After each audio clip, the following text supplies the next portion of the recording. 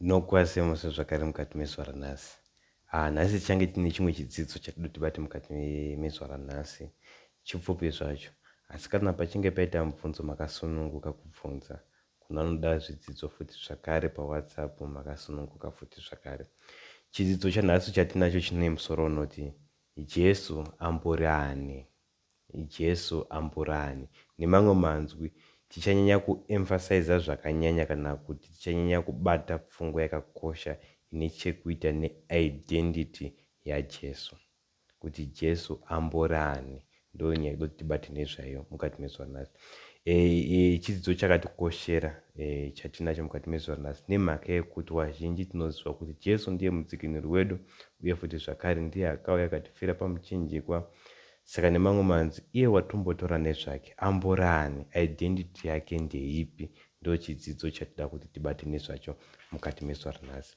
Saka zvachaita tichange tine mavhesis akati wandei atichange tichiverenga mukati mezuva ranhasi, then tichikurukura nezvawo tonzwa kuti shoko raMwari riri kumboti kudini. Sezvendakambotaura kuti wazhinji kune pfungwa dzakasiyana siyana dzatinodzidza kana dzatinonzwa nezvadzo pamusoro paKristu. Vamwe vanoti Jesu chisikwa, asi I think pachidzidzo chapfuura mukarangarira takabudisa pfungwa ipachina tikati no, Jesu haasi chisikwa. Vamwe vanoti Jesu mumwe wevamwe vaMwari, kana kuti Jesu ndiMwari akatongofananawo saMwari Baba naMwari Mwanakomana, naMwari Mweya Mutsvene. Vamwe vanoti kwete, Jesu mwanakomana waMwari, akaberekwa kana akazvarwa naMwari. Vamwe vanoti Jesu ndiye hatori Mwari wachona, iye angori mumwe chete, anokwanisa kutora chimiro chaBaba kana chimweya mutsvene, kana kuti anoramba angori iye mwanakomana, ndiye mumwe chete. Saka dotibate kuti Bhaibheri rinombotidzidzisa kuti kudini pamusoro peidentity yakuti identity kuti Jesu wachona amborani, identity yake chaichai ndeipi, ndo zvatidoti tibate nezvazvo mukati mezuva ranhasi. Saka zvachaita chatange kuverenga kuna Matthew chapter 6. Pasati taverenge Matthew chapter 16 pavhesi ya 16. Sati taverenga ndine pfungwa ndoti ndanga ndabudisa nezvayo. Muchaonoti rimwe zuva Jesu akanga akagara nemadisciples wake vari pamwe chete vachikurukura. Jesu anobva ambovabvunza rimwe zuva, akabva abvunza mumwe mubvunzo zvikanzi, munhu anomboti ndirani? Munhu anomboti mwanakomana wemunhu chii, ndiani? Nemamwe manzi ari kubvunza kuti munhu anomboti ndinani? Munhu anomboti mwanakomana wemunhu ndiani? Anomboti ndinani? Nemamwe manzwi. Mamwe madisciples vakapindura, vamwe vanoti handimi John the Baptist, vamwe vanoti ndimi Elijah, vamwe vakati handimi Jeremiah kana mumwe wamwe waprofita. Nditika. Saka nemamwe manzwi mubvunzo waJesu wekuti munomboti ndinani? Vanhu vanomboti ndinani? Une chekuita neidentity yake. Handitika. Saka zvadaro wadaro kuti vamwe vanoti ndimi Elijah, vamwe vakati ndimi Jeremiah, vamwe vakati ndimi John the Baptist. Iye vachizotariswa nzi koimimi munomboti ndirani? Akanga akagara nemadisciples sezvonatsanangura nevadzidzi vake, iye akuchibvunza vadzidzi vake kwanzi koimimi munomboti ndinani? Saka da kubvunza futi zvakare mubvunzo uyu, imimi muri kuteerera munomboti Jesu ndiani? Identity yake anombonzani? Ndiani? So nemamwe Jesu ndiani? Munomboti ndiani Jesu? Ndo mubvunzo uri kuuya futi zvakare kwatiri, Jesu ndiani? Saka musoro dechidzidzo unoti Jesu amborani. Saka tichaverenga mhinduro yevamwe, mhinduro yevadzidzi kuti vakamboti kudini Jesu mushure mekunge abvunza kuti imimi munomboti ndinani? Zvamataura zvevamwe vanhu zvarutaura izvi ndazvinzwisisa, asi imimi munomboti ndinani? Saka chatanga kuverenga iri kubva mukati mebhaibheri, kubva kuna Matthew chapter 16 pavhesi ya 16. Matthew chapter 16 pavhesi ya 16. Change chiverenga futi nebhaibheri rangu zvakare mukati mezuva randinaro panapa. Vhesi ya 16 panapa iri kuti zvonizvo, ipapo Simon Petro akapindura akati, ndimi Kristu mwanakomana waMwari mupenyu. So panapa tiri kuona mhinduro yatiri kupiwa naSimon Peter achipindura Kristu. Kristu paari kuti imimi makagara panapa munomboti ndinani? Zvikanzi Simon Peter akabva apindura zvikanzi imi ndimi Kristu mwanakomana waMwari. So nemamwe manzwi according maringe nezvataona pana, nezvatadzidza panapa kana nezvataverenga panapa, vhesi riri kubudisa pachena kuti Kristu kana kuti Jesu ndiKristu mwanakomana waMwari. Vhesi harina kuti ndimi Kristu Mwari mwanakomana, kwete zvinhu zviviri zvakasiyana, kuti Kristu mwanakomana waMwari naMwari mwanakomana. Kana achiti mwanakomana waMwari zviri kureva izvo kuti Jesu mwanakomana waMwari akaberekwa naMwari, mwana waMwari. Asi tikati isusu Mwari mwanakomana tiri kuti Mwari akazvimirira, sezvo takambodzidza kuti kana achiti Mwari tiri kureva kuti chinyi. Saka zvinova zvakupa pfungwa kuti tiri kuti Jesu ndiMwari, asi haasi Mwari, haasi mwanakomana waMwari, asi ndiye Mwari wachona. Asi Pita ari kuti imimi kuziva kwatinoita ndimi Kristu mwanakomana waMwari, which means kuna Mwari kwoita mwanakomana waMwari. Ndizvoka, saka tina Mwari toita mwanakomana waMwari. Ende Kristu wakanga wainaye panguva ari kuti ndimi mwanakomana waMwari. Ndo mhinduro yavakapa kuna Jesu. Saka apa kudaro ngatinzwe kuti Jesu wachona anopindura achiti kudini mushure mekunge anzwa mhinduro iyo. Vhesi ya17 inoti kudini? Vhesi ya17 inoti Jesu akapindura akati kwaari, wakaropafadzwa iwe Simoni Bha-Jona, nokuti nyama neropa hazvina kukuzivisa izvozvo, asi Baba vangu vari kudenga. Saka nemamwe manzwi Kristu ari kuti pfungwa iyi yataurwa naSimon Peter imharidzo yakatozvimiririra, kana nemamwe manzwi ipfungwa yakakosha nemhaka yekuti pfungwa iyi Jesu arobva abudisa pachina kuti haina kubva kwauri iwewe, hauna kuiziviswa nenyama neropa, asi Mwari Baba vangu ari kumusoro kudenga ndo wakuzivisa, zvabva kuna Mwari direct zvichiuya pauri, ndo wakupa pfungwa iyi kana ndo wakupa revelation iyi.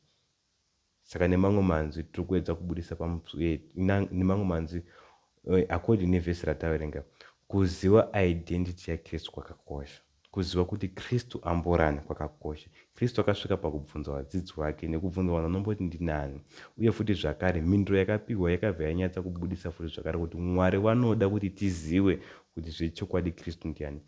Pita paari kutaura Jesu achibva apindura achiti Mwari ndo wakuzivisa zvinhu, zvabva kuna Mwari. This is direct revelation kubva kuna Mwari yavarisiva yekuti chinyi, yekuti ndimi Kristu mwanakomana waMwari. Saka nemamwe manzwi Jesu akanga aine vadzidzisi for 300 years. Jesu iyeye ndiye Kristu uye futi zvakare mwanakomana waMwari, haasi Mwari mwanakomana, asi mwanakomana waMwari. Ndozvotadzidza pavhesi. Saka nemamwe manzwi tabata tikaona futi taona kubva pavhesi rekutanga kuti Jesu Kristu mwanakomana waMwari. Ngatinzwewo futi zvakare kuti Jesu ari mukupendera bhuku rake, John ari mukupendera bhuku rake anonyora kuti kudini. Saka ngativerenge kuna John chapter 20 chatangira pavhesi ya30, tichada edu kusvika kuvhesi ya31. Saka mire ndivhure panapa John chapter 20 ndasvika John chapter 20 chatangira pavhesi ya30 kusvika pa31. Iri kuti zvonizvo panapa: zvino Jesu akaita zvimwe zviratidzo zvizhinji pamberi pavadzidzi vake zvisina kunyorwa mubhuku iri, asi izvi zvakanyorwa kuti mutende kuti Jesu ndiye Kristu mwanakomana waMwari, uye kuti muchitenda muve noupenyu muzita rake. Vhesi rabuda futi zvakare pachena kuti Jesu ane zvinhu zvizhinji zvaakaita, mabasa akaita, ane mamiracles nemamwe manzwi aakaita, nezvimwe zviratidzo zvizhinji zvaakaita zvisina kunyorwa mukati mebhuku raJohn. Asi iye ari kuti izvi zvandakakwanisa kunyora izvi ndakazvinyora panapa pavhesi akutibudisa chinangwa chekunyora mamiracles akaitwa naJesu. Zvikanzi panapa, asi izvi zvakanyorwa kuti mutende kuti Jesu ndiye Kristu mwanakomana waMwari.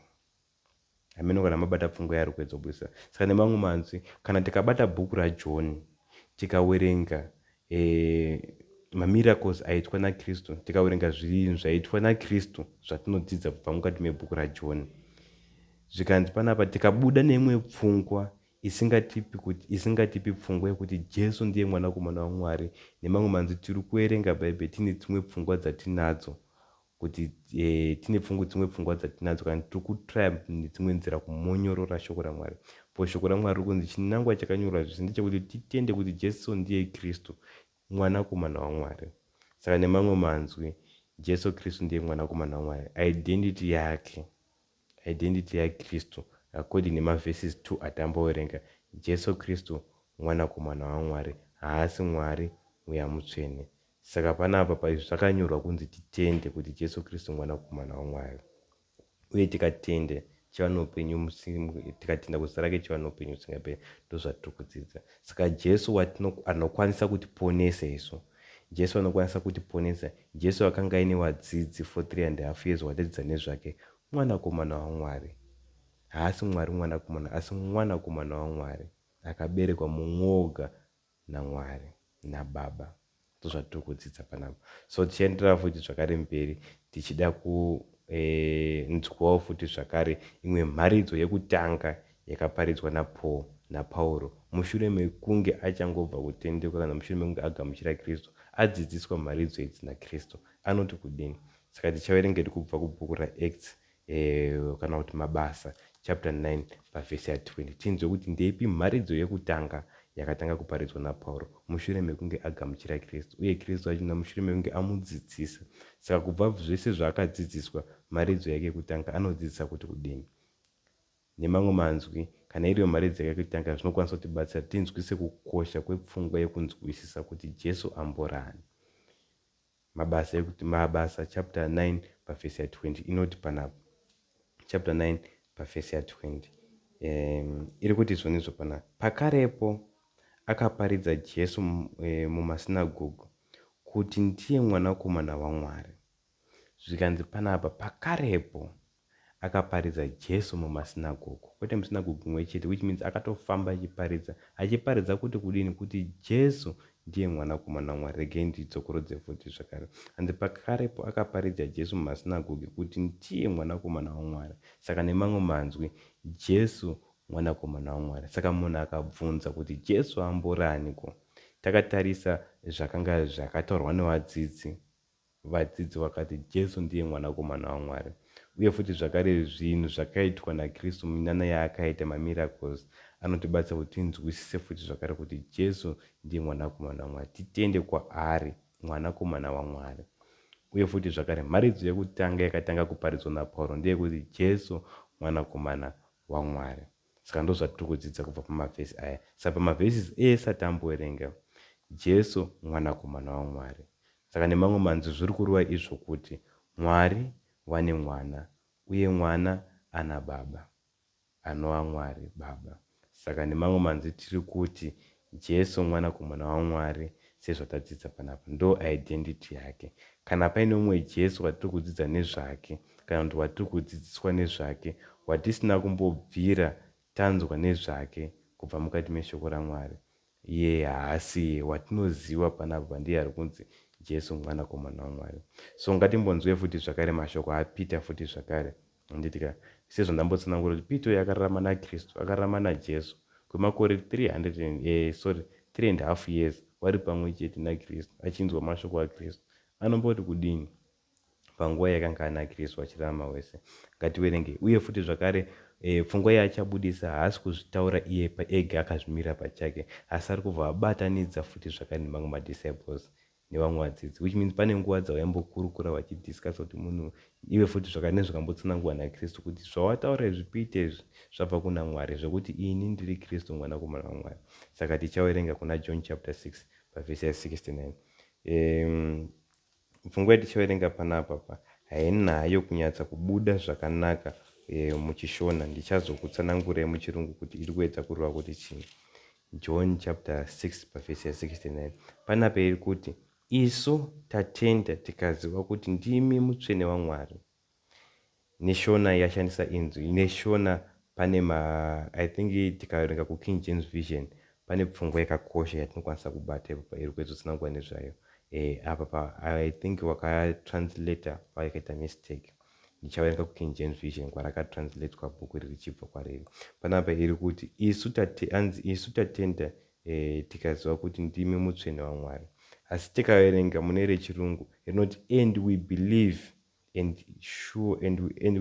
and are sure that you are the Christ, the Son of the living God. Saka nemamwe manzwi pfungwa iri kuedza kubudiswa panapa muKing James Version rechirungu iri kuti isu tatenda uye tine chokwadi chekuti ndimi Kristu mwanakomana waMwari.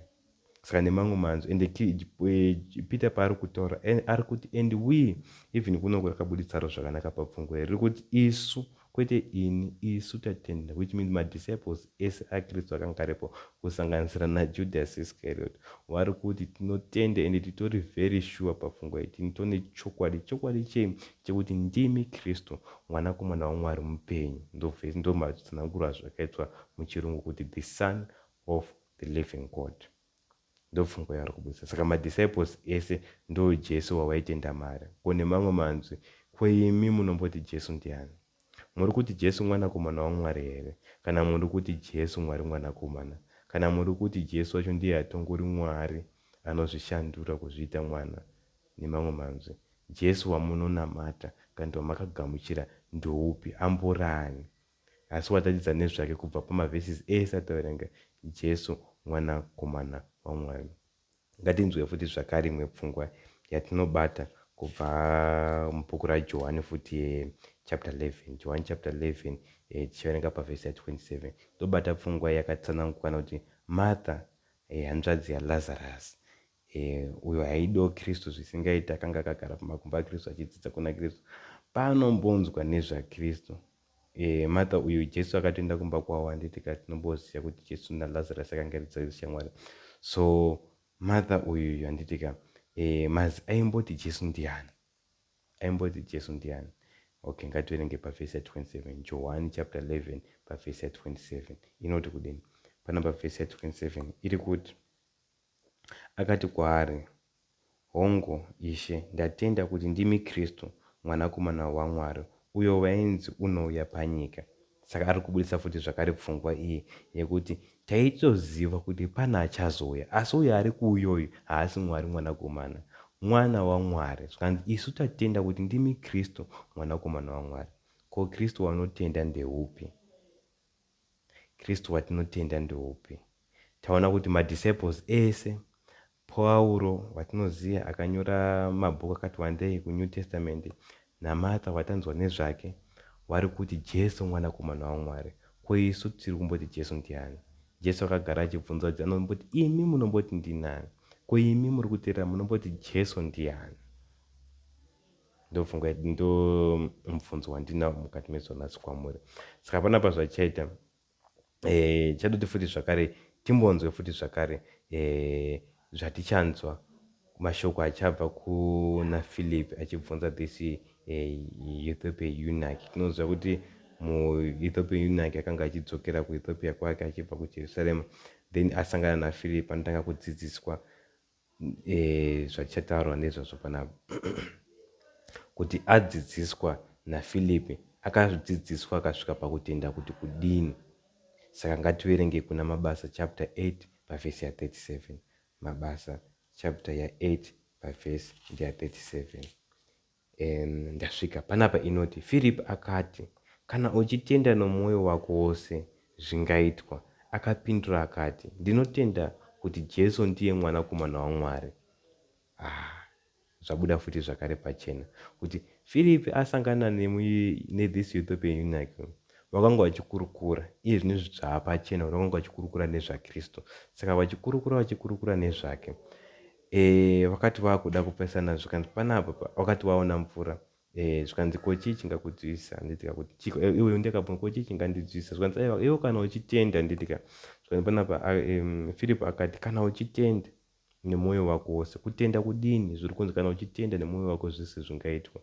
Ndezvipi zvakatenda? Zvikanzi naye achitaura kuti zvaari kutenda zvachona ndezvipi. Zvikanzi panapa, ndinotenda kuti Jesu ndiye mwanakomana waMwari. Ndinounza futi zvakare mubvunzo kwamuri kuti munotenda kuti chii? Munotendera kuti Jesu mwanakomana waMwari? Ndopfungwa yezvakare yatiri kuona pa. Saka nemamwe manzwi Philip akadzidza nemurume uyu pfungwa idzidzi, murume akasvika pakunzwisisa nekugamuchira nekuzvitenda kuti Jesu ndiye mwanakomana waMwari. Saka kune vose vari kuparidza, ndeupi Jesu watiri kuparidza? Jesu watiri kuparidzira kwano ndeupi? Ndiri kuzvitaura mashoko aya. Ngatimboerenge vhesi iri panapa riri kuna Vakorinde chipiri. Pane pfungwa yedomboti timbobate papo pamusoro pezvatotibate Vakorinde chipiri chapter 11 pavhesi ya4. Panapa iri kuti Nokuti kana mumwe achiuya unoparidza mumwe Jesu watisina kumboparidza isu, kana zvimwe kugamuchira mumwe mweya wamusina kumbogamuchira, kana imwe ivhangeri yamusina kutenda, zvino mumuitira mwoyo murefu kwazvo. Tikazoverenga kuzasi uku ichizotsanangura naizvozvo zvinonzi panapa, nokuti vakadaro vapostora wenhema, vhesi ya 13 na14. Nokuti vakadaro vapostora wenhema vanobata nokunyengera, vanozvishandura vachizviita vapostora vaKristu. Naizvozvo hazvishamisi, nokuti kunyange naSataniwo unozvishandura achizviita somutumwa wechiedza. Saka nemamwe manzwi panapa Pauro pataverenga pavhesi ya4 kuna vaKorinde vechipiri chapter 11 ari kuti, nokuti kana mumwe achiuya achiparidza Jesu watisina kumboparidza isu, which means hanzi kana kuparidzwa futi muevhangeri yatisinambodziziva, yatisinombombira taparidza muchenjeri, nekuti vaprofita wenhema variko. Saka nemamwe manzwi pfungwa yandiri kuedza kubudisa panapa ndeyekuti, kana pfungwa iri kuedza kubudiswa naPauro ndeyekuti, kana paine mumwe Jesu wawasina kumbobvira aparidza, sezvo tamboona pekutanga kuti Pauro Jesu akatanga kuparidza ndoupi. Zvikanzi Jesu akatanga kuparidza, akaparidzwa mumasinagoge achiti Jesu ndiye mwanakomana waMwari. Kana Jesu watiri kuparidza asiri mwanakomana waMwari, nemamwe manzwi tiri kuparidza mumwe Jesu asina kumbobvira aparidzwa nemadisciples. Tiri kuparidza mumwe Jesu asina kumbobvira aparidzwa naJohn naPeter nemadisciples ese, kusanganisira naFilipi futi zvakare nezvatanzwa, naMartha futi watanzwa nezvake. Tiri kuparidza mumwe Jesu asiri iye watanzwa nezvake. Saka Jesu watiri kudzidza nezvake wakaparidzwa naPauro, watinofanira kugamuchira ndiJesu mwanakomana waMwari. Ndopfungwa yatiri kuedza kubudisa panapa pane mavhesi ataona. Saka nemamwe manzwi tofanira kuchenjera kuti vhangeri ratiri kuparidzirwe ivhangeri rechokwadi. Jesu watiri kuparidzirwe ndiye here Jesu wechokwadi?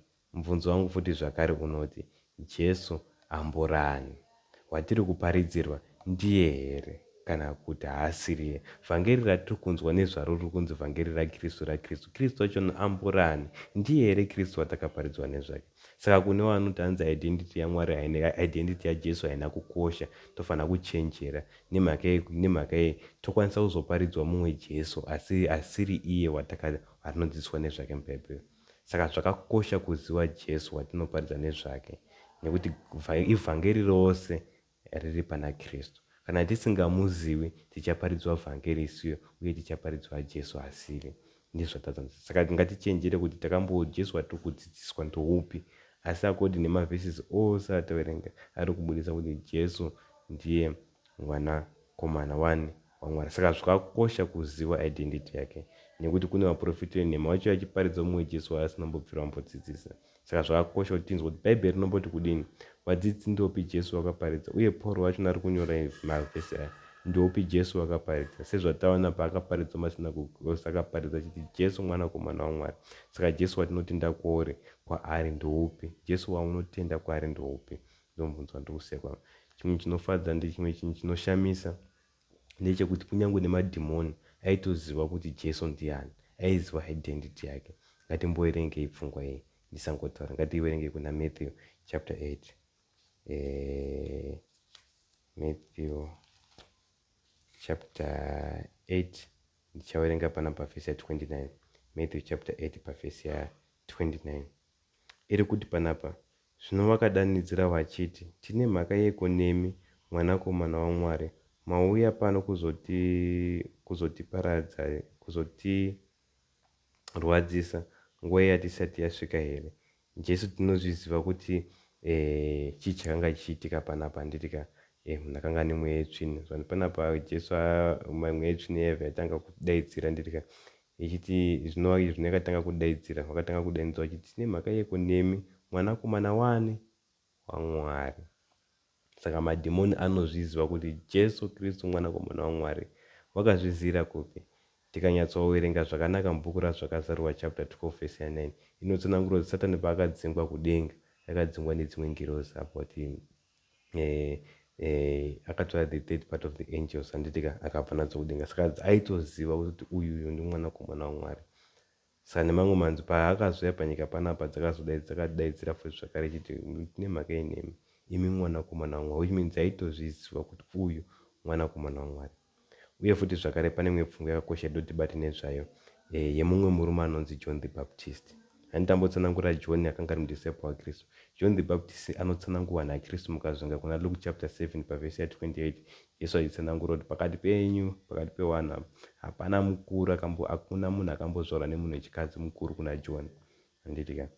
Saka ngatimbonzwe iye kuna John wachona ari kunzi akanga ari mukuru kune vanhu vakanga vari panguva iyoyo achinzi hakuna mukuru pakati penyu akambozvarwa nemukadzi mukuru kuna John. Saka ngatimbonzwe kuti John wachona anoti kudini pamusoro pake, anomboti Jesu amborani. Saka tichiverenga kuna bhuku raJohani chapter 1 pavhesi ya 34. Ndichaverenga pana vhesi ya 34 iri kuti ini ndikaona ndikapupura kuti uyu ndiye mwanakomana waMwari.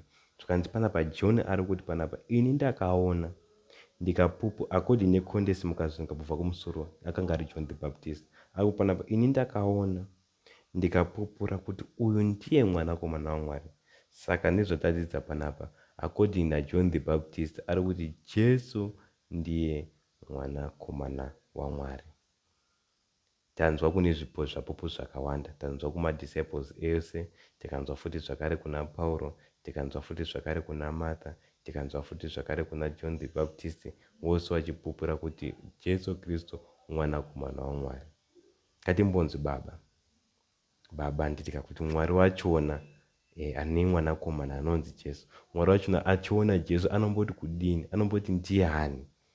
Handitika. Ngatimbonzwe, I think kune zvapopo zvose Mwari ndo wakuru. Handitika. Saka nemamwe manzwi kana paine mumwe anga achingosara aita John anenge anga ari wrong, Martha anenge anga ari wrong, madzidzo anenge anga ari wrong, ngatimbonzwe kuti baba wacho anomboti baba Mwari wanomboti Jesu ndiani. Saka tichiverenga panapa kuna Matthew chapter ya 3 tichiverenga pavhesi ya 17. Matthew chapter 3 pavhesi ya 17. Timbonzwe kuti nekuti kudini. Nyaya iyi tinoiziva ine chekuita nekubhabhatidzwa kwaKristu. Ngativerenge pavhesi ya 17. Zvikanzi zvinotarira inzwi rakabva kudenga richiti, uyu ndiye mwanakomana wangu unodikanwa wandinofarira.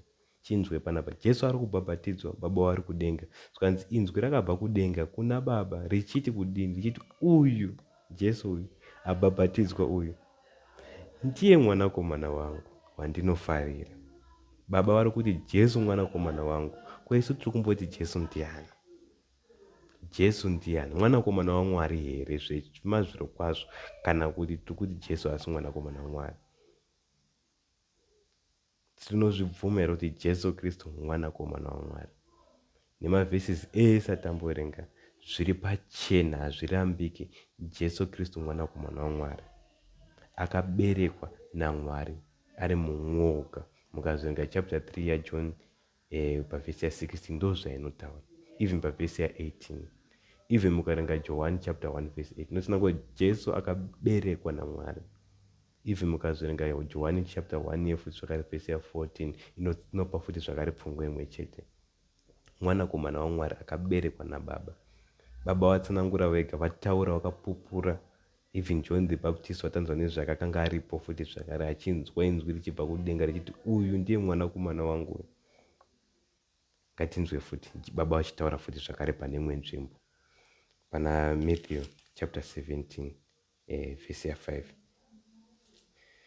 Matthew chapter 17 pavhesi ya 5 panapa inoti, vakati achataura nawo, tarira gore rinokubwinya rikafukidza, inzwi rikabva mugore richiti, uyu mwanakomana wangu unodikanwa wandinofarira, mumunzwei. Zvese tinozvinzwisisa nyaya yekubwinya kwaJesu pakauya Mozisi naEreya handitika paMount of Transfiguration nemamwe manzwi. Zvikani panapa pane inzwi rakabva mugore richiti, uyu mwanakomana wangu handitika, uyu mwanakomana wangu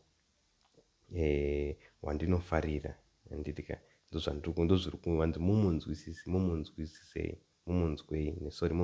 handitika. Saka baba vari kutsanangura vachiudza madisciples vakanga varipo ipapo vanzi uyu mwanakomana wangu wandinofarira. Saka isusu tiri kuti Jesu ndiani? Mwari pachawo wati mwanakomana wangu. Isu tiri kuti ndiani? Hatisi kuti Mwari mwanakomana here, hatisi kuti Jesu ndi Mwari mwanakomana here, hatisi kuti Jesu ndiye baba here, hatisi kuti Jesu ndiye atori Mwari here mukuru kuna wose, ari pamusoro pawose, asina kuberekwa. nezvatanzwa panapa zviri kuti Jesu mwanakomana wangu. Handitika. Saka panapa zvatichaita tichaverenga futi zvakare mamwe mashoko kubva kuna Jesu wachona, tichinzwa kuti iye wachona ari kumboti ndiani, ari kumbozviti ndiye ani. Saka kuna vazhinji tinozviziva kuti pane mavhesisi mazhinji anotsanangura Kristu achiti ndiye mwanakomana, ndiye mwanakomana. Saka ndichangoverengawo mavhesi maviri. Rekutanga redu rinobva kuna Johani chapter 10 pavhesi ya 36.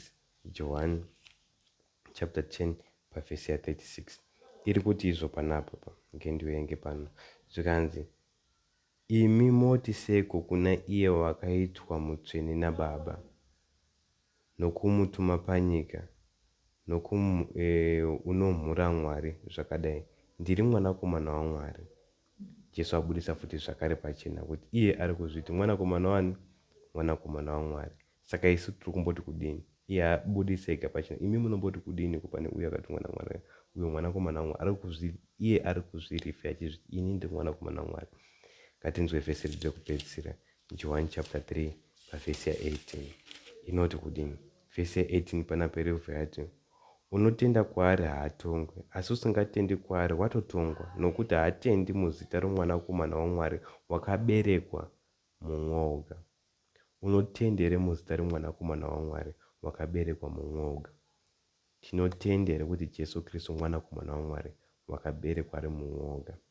Saka zvakakosha kuti tizive kuti Jesu amborani, nemhaka yekuti tisakaziva tichazoparidzwa mumwe Jesu watisina kumbobvira tanzwa nezvake, sezvataona kuna Korinto chipiri chapter I think it was chapter 11 pavhesi ya 4 yatanzwa kuti zvakakosha kuti tonzwisise, uye vhangeri rachaparidzwa neraKristu. Kristu wachino ndiani? Mavhesisi ose ataverenga mukati mezuva ranhasi nemamwe atisina kuverenga ari kubudisa pachena kuti mwanakomana waMwari. Ndo chidzidzo chatinacho mukati mezuva ranhasi. Saka tine zvimwe zvidzidzo zvachatobata pamberi apo. Iye zvinoita kuda kupinda mukati meidentity yemweya mutsvene, kumboti mweya mutsvene chimbori chii. Saka ngatitambe tiri tese. Unowa nemubvunzo makasununguka, nhamba dzangu muchazodziwana kuti tikwanise kukurukura nekuva nezvidzidzo. Ndatenda. Amen.